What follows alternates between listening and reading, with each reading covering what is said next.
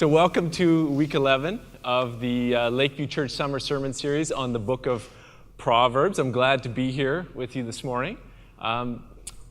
As Joe and the team have prepared various speakers from the community over these summer weeks to teach and to preach from the book of Proverbs. And I don't know how it's been for you, but for me, it's been special to encounter and to re-encounter Proverbs, its sayings, the wisdom, not just on their own as I read them, but as they're refracted and distilled through the lives of people, different people from this Lakeview community. It's been refreshing.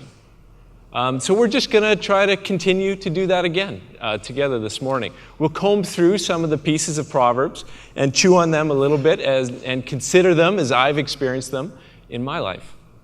So, as Joe mentioned, Africa, that's part of my life. My ministry, my work is with Hands at Work in Africa. That's Lakeview's that's the partner on the ground for Lakeview's activities in Zambia. My wife, Jamie, and I had the chance to live there for a number of years in various African countries, and we're back here in Saskatoon. We came here 2 years ago, and we continue that ministry, but from this side of the world. And of course, Lakeview is our home church. So technically, we're covering, I told Tim we'd be covering chapter 9, Proverbs chapter 9 this morning, but that's not completely accurate. We're going to actually sort of jump around the book a little bit this morning, but we'll eventually make our way to chapter 9 and what's revealed in there. But before we get there, we're going to visit a few spots a little bit earlier in the book, just to kind of refresh our memories and get grounded in what's the fundamental message of Proverbs. And hopefully that gives us a foundation that we can work from here this morning. So in Proverbs, there it is. In Proverbs chapter 3, we're told this: "Blessed is the man who finds wisdom, and the man who gains understanding. For her profit," wisdom's profit, "for her profit is better than the profit of silver, and her gain is better than fine gold. She's more precious than jewels, and nothing you desire compares with her." So here we have wisdom, Lady Wisdom. And of course, she stands at the center of the entire book. In Proverbs, wisdom, she's the goal to be sought out, and she's also the source of what we read and what we encounter here. And repeatedly, she's given to us in Proverbs, standing on the street corners and in the markets, crying out to us and offering us her riches. And we're instructed to seek her. Seek her as silver. Search for her as for hidden treasure. In chapter 4, get wisdom, though it cost you all you have. Get wisdom. And I love this in chapter 8. "O simple ones, learn wisdom. O fools, learn sense." This is classic Proverbs. I love how clear and direct it is, right? No political correctness, no beating around the bush. Proverbs 1, "How long, simpletons, will you insist on staying simple-minded?" And in case you're not sure, yes, it's talking to us. Because this is the heart of Proverbs, right? To us. Dear reader, you've got a problem in your life. Foolishness. But, oh simpleton, there's a solution. Wisdom. Get wisdom. Search for her as for hidden treasure. Though it costs you all you have, seek her out. Nothing you have or could even desire compares to her. And you'll notice that in Proverbs, wisdom's there. She's available, but she needs to be sought. Right? Wisdom is present out in the streets and in the markets, yet somehow, even though she's out there, she's also hidden. So how do we search for wisdom? Where do we find her? We'll get to that. But first, let's ask, what does she look like? What does wisdom look like? Well, if you read the scholarly books and you kind of dissect the Hebrew and you look at the genre of wisdom literature in the Bible and in other writings of the area and the time, you'll realize that a remarkable characteristic of the wisdom of the Hebrews, the people of God, was that they understood that wisdom doesn't look the same as knowledge, right? You know that. When the Bible talks about wisdom, it's not talking about having good ideas or knowing facts or even about knowing what's right. It's also not talking about knowing and following the religious rules. In fact, wisdom is not about rules at all. Sometimes we treat it like that. We dig into wisdom writing and we encounter principles of life like this. From Proverbs 11:21, we read, "Be assured, an evil person will not go unpunished, but the offspring of the righteous will be delivered." Or in chapter 12, "Whoever works his land will have plenty of bread." So we read this and we say, good, great, that's clear, right? Evil people get punished, kids of good people will be okay, and no one will go hungry as long as they work hard. Is that true? Is that true? No. I mean, we don't have to, you know this, we don't have to live long to realize that's not the full story. These things are, well, they are true and they're absolutely right principles, but life's not always like that. No, it's not. No matter what advice or rules we get and learn or how true or insightful they are, we don't have to live long before we realize the majority of life doesn't fall within the areas covered by the rules or the advice, even the best advice. Most of our life is lived out beyond the rules in situations of complexity and gray, not black and white. And when we're there, when we're out there, out beyond the rules and the advice, in those moments, the thing we feel in our hearts that we're lacking, the thing we're longing for in those moments, that's wisdom. Wisdom is skill at actually living. Wisdom is competence in the art of living well when it really matters. Out beyond the rules, out in the reality of life. Parents know this, right? Jamie and I, since we began our family, we've been on an unceasing and very urgent search for wisdom. I mean, our family is a little unconventional, right? We returned from Africa a couple years ago and adopted our 4- and 5-year-old sons who'd grown up here in Care in Saskatoon. And when you do that, you have a little bit of time for preparation. You kind of know it's coming. And so we dug into the books. And man, we found some good ones. And we were smart about it, right? We didn't just read them, we made notes. We scratched notes in the margins, and we highlighted the tips and placed stickies, and man, okay, we're ready, right? But when placement came, the social worker comes in, and then there's the 4 of us, and she turns and leaves. And then the 4 of us are just looking at each other. Man, it was chaos. And the days were just like a hurricane. You just hope no one gets hurt. And then at night, we would huddle down like disheveled hair, and you're just like, what went wrong? We're going through the books for the tips, the tips. And the tips, they were there, but they didn't cover everything. They were helpful, they really were, but there was a lot of stuff that they didn't cover. Stuff that we were facing, real life, right? Real life was out beyond the tips and the rules, and we felt it acutely in our hearts. We needed wisdom. Competence in actually living well. We didn't have it, but we knew we needed it. And see, this is God's dream for us, for his people. Not to be people who memorize sayings and advice, or who know all the wisdom sayings and can pass theoretical tests about what's right or what you should do if this happens or if that happens. No. God puts us, each one of us, in a real time, in history, in a place, in a town, in a neighborhood, with people with real names and real problems, right? With real politics and real crises going on around us. And he dreams that we, the people who claim to live in his name, would live well and competently and wisely in whatever times we find ourselves in. Instead of trying to manufacture or change our surroundings or get ourselves into good or clean or controllable situations, God dreams that we would embrace and enter the milieu, the mess that he puts us in, and live out his wisdom there in a way that honors him, that lights him up. To bring wisdom to bear on our situations in such a way that people who don't know him would look at our living and see something of him. So wisdom, it's not just competence in living any kind of life, right? It's the skill of living out the God life in the times that we find ourselves in.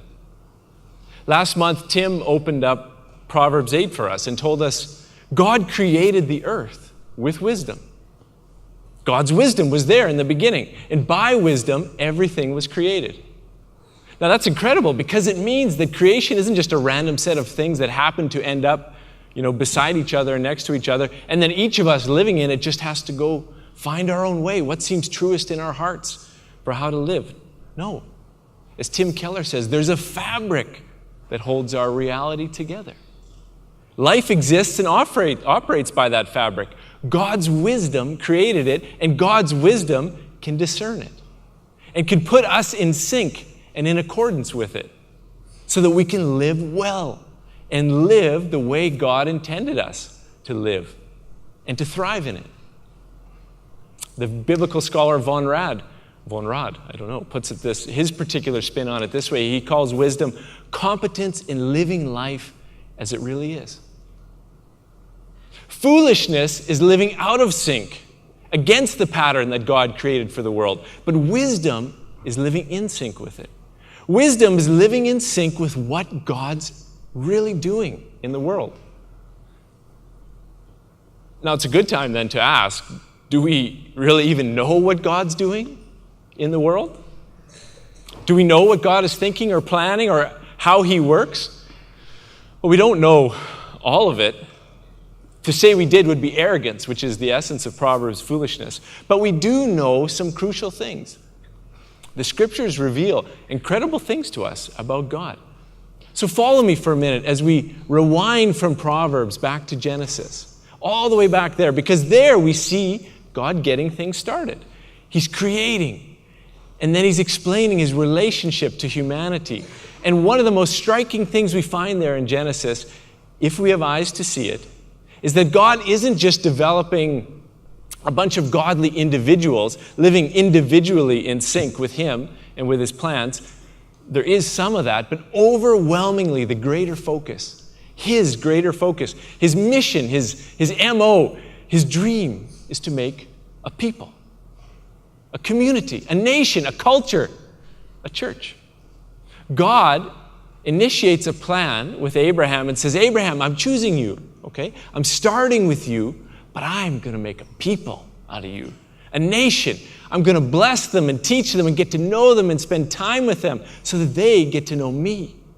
And as I do that, this special nation will become a blessing to all the other nations of the world. I will bless them, and they will be the blessing to others. This special nation I'm going to shape and create and teach will become a light to all the nations of the world. That's the story in Genesis. Now, this is so crucial for us, right? So crucial to understand because that helps us to understand everything that happens between God and His people, between God and us, from then, the whole rest of history up to now. This is God's mission statement where He explains what He's up to and how He's going to work in the world. His MO is to shape a people who learn His ways and will be faithful to walk in those ways, and that faithfulness will be a light from God, which shines out to the entire world. Now that's the context that we receive Proverbs in.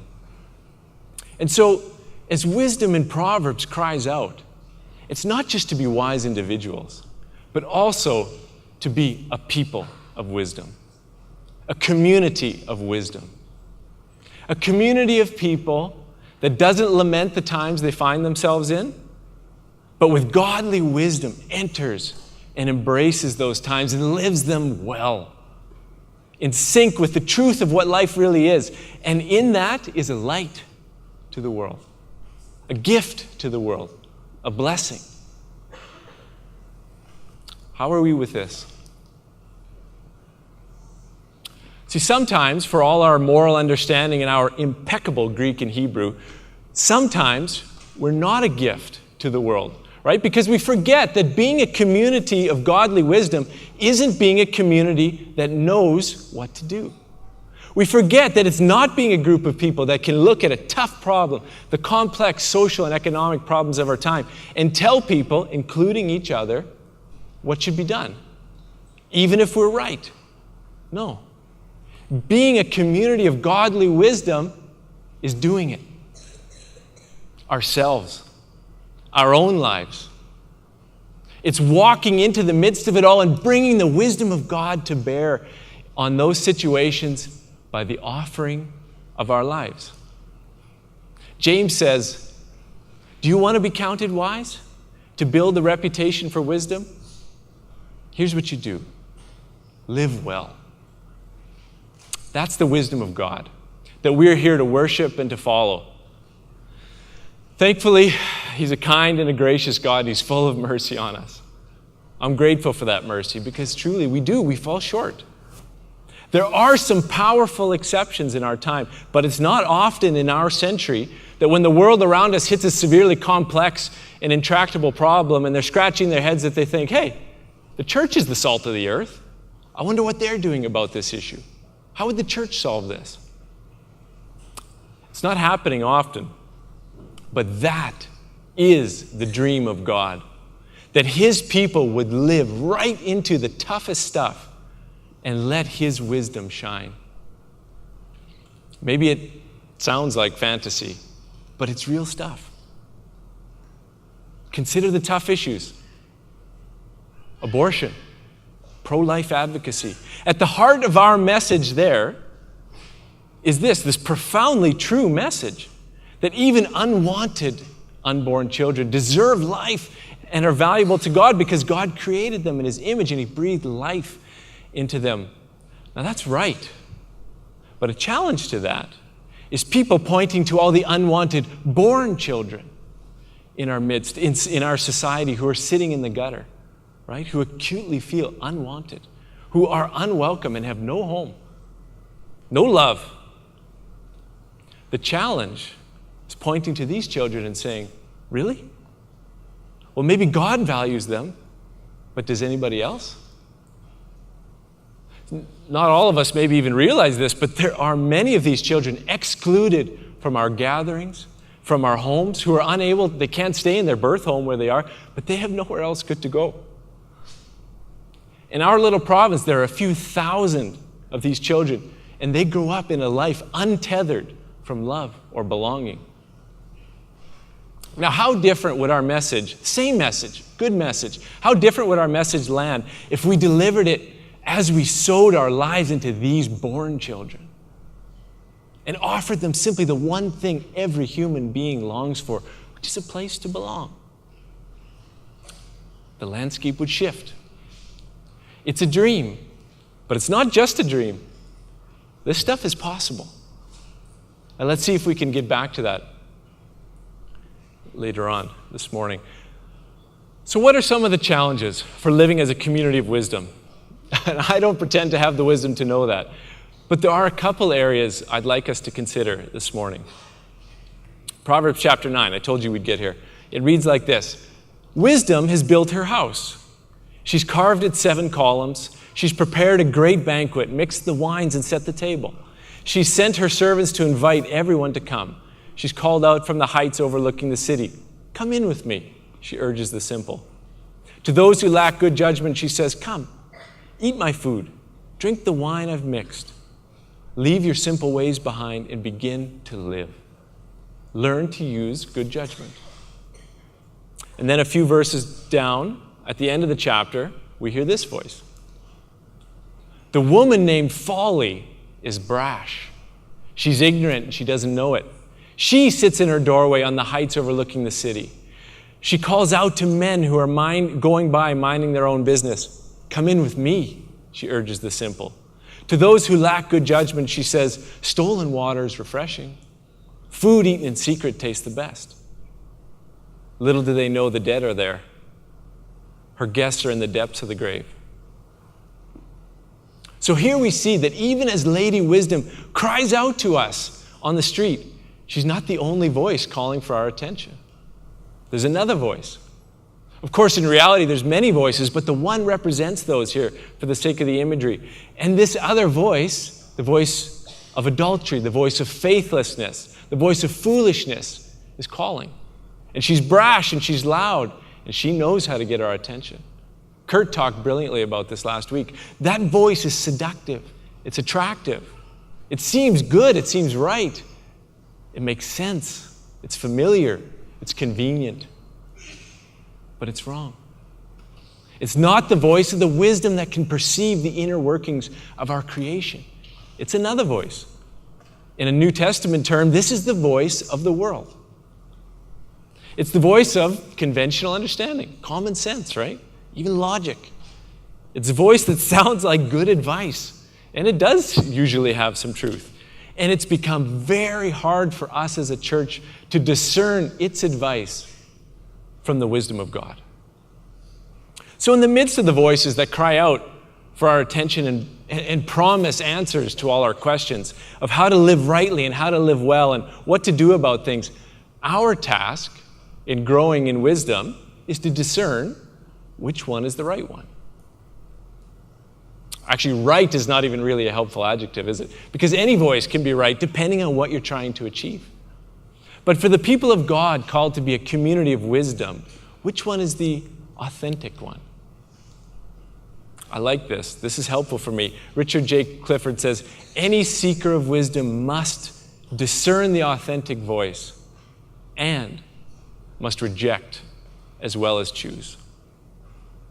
If we're going to live well and wisely and skillfully, we've got to accept there are many options out there for us, but most of them are not the way for us as the people of God.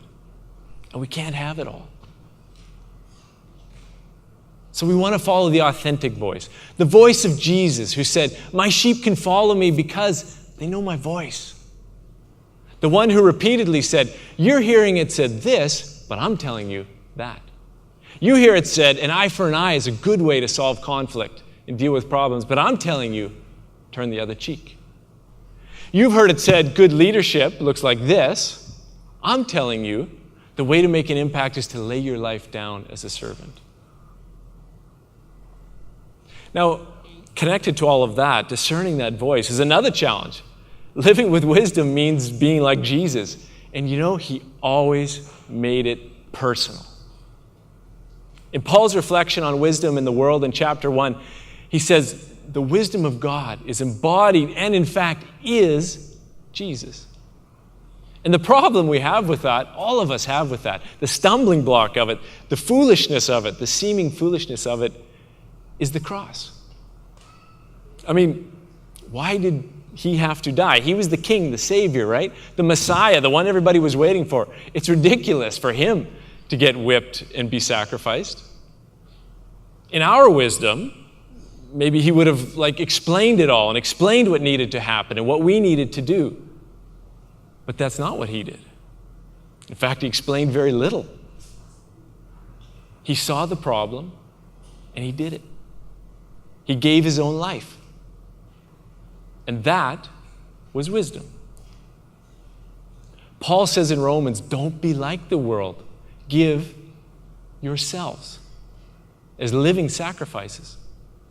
Peter calls it living stones. He says it's the actual lives of the people of God that will be built up like stones as a visible witness to the truth of God in the world. His people will be personally the living, breathing presence of God in the midst of the world. Not our good ideas, not even the Bible, our lives.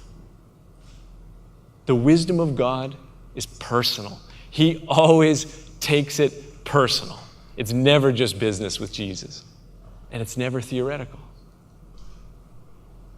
Now let's follow that thread back again into this issue of vulnerable children and unwanted children. There's a story that Jamie and I have been carrying with us a lot.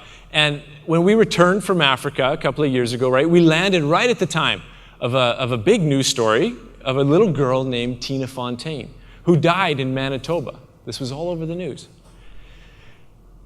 I won't get into the details of Tina's life, but it was painful. And her father was gone.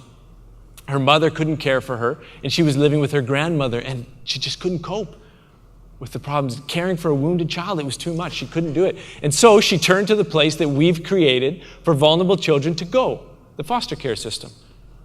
But when the government tried to place her there was no home available to take Tina. She was placed, as other children had already been, in a hotel. Now, there was basically a security guard looking after the kids, so she left. She found belonging in a bad crowd. She went missing, and eventually her body turned up in the river.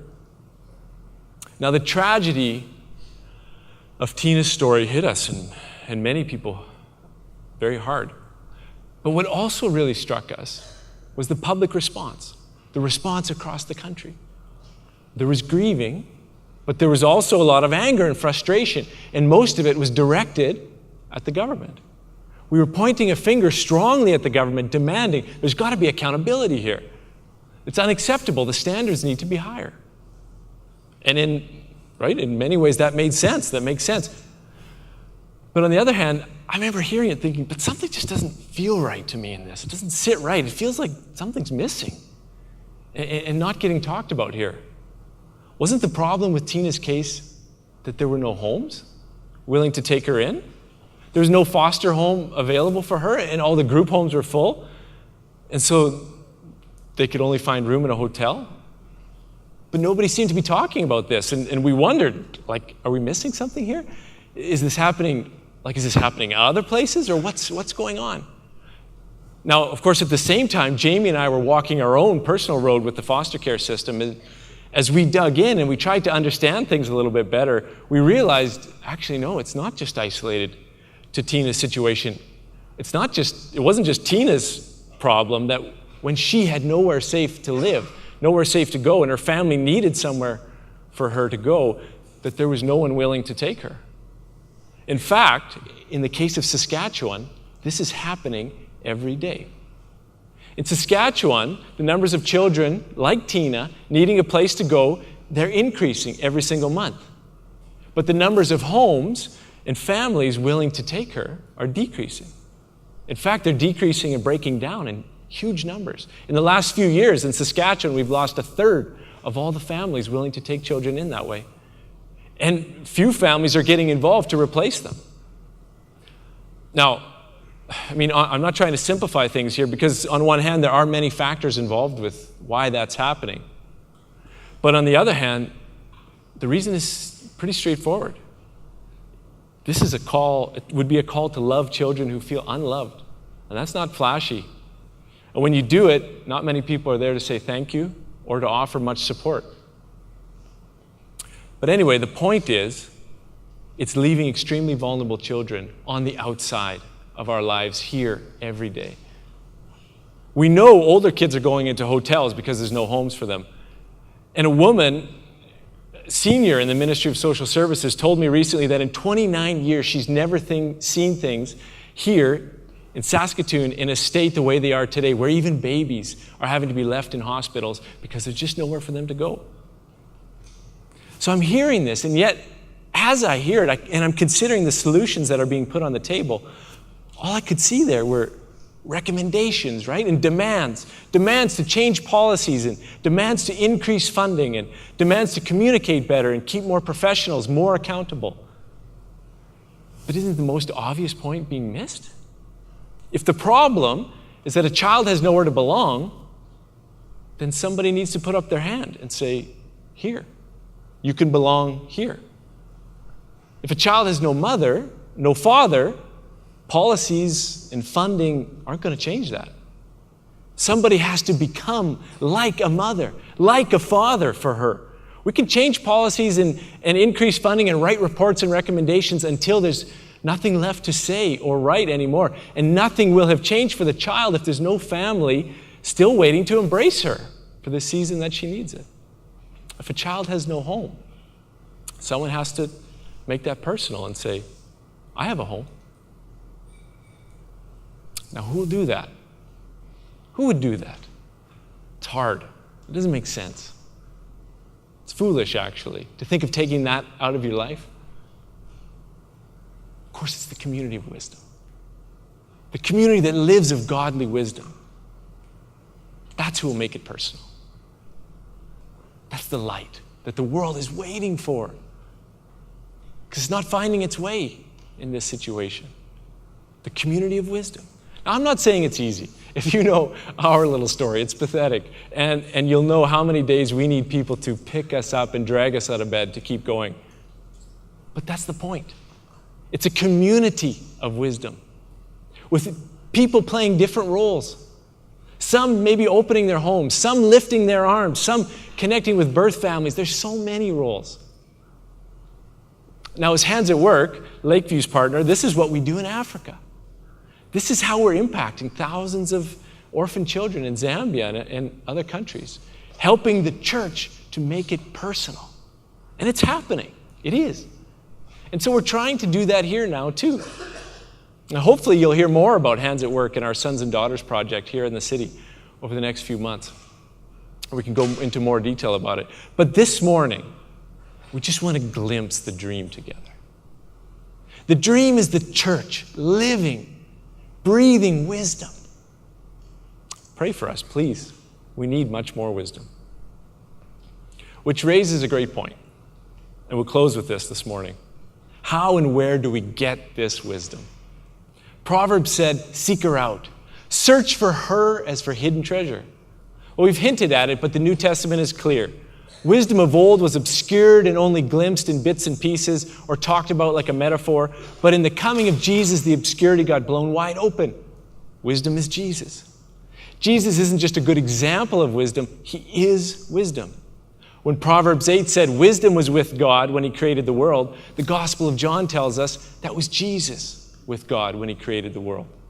Wisdom in a book like Proverbs communicates the truth. Jesus says, I am the truth. Wisdom, throughout the book of Proverbs, calls people to come and eat of her banquet, the bread and the wine that symbolize life in God. Jesus says, I am the bread of life. So imagine this as a church, the wisdom that we are told to get to save our lives from waste and foolishness. It's not an answer book to be read. It's a person. Now, how do we get it? We grab onto him. We cling to him. We feast on him. We abide in him and he abides in us. We don't have to do anything else. John 15 says, abide in me and I will abide in you. And if you do that, just that, your life will bear fruit. Much fruit. One of the reasons we have so much hope as Christians when our lives hit their toughest points and we have nowhere else to go, no more ideas to try, and we don't know what to do. The reason we have hope in those moments is that it's then we might actually drop the illusion of our own wisdom. And then we might drop to our knees. And drop to our knees in front of our humble King, and we hold him, and we cling to him, we cling to his legs, and we weep in front of him. And when we do that, he comes low, and he humbles himself, and he holds us, and he's so close to us. And in those moments, he's not giving us answers, but he's fully exposed to us, revealing himself to us, showing us his heart, and that changes everything. We feel his heart, the way it beats, how it beats. It's a mystery. But have you had that experience? Test him today. That's his promise. Draw near to God. He will draw near to you. Abide in him, and he will abide in you. Proverbs 3 tells us to take the wisdom we receive, all the instructions, and write it on the tablet of our heart. This is what it's talking about. The wisely lived life isn't gotten by asking God for detailed directions at every step, or asking him for a map or for signs from heaven every time we need to make a decision or we face a challenge. No. It's about every day stepping out of life, yes, to hold on to him, to cling to him, so that we can step back into life, the life that he's given us, and enter it well and live it with all its complexity.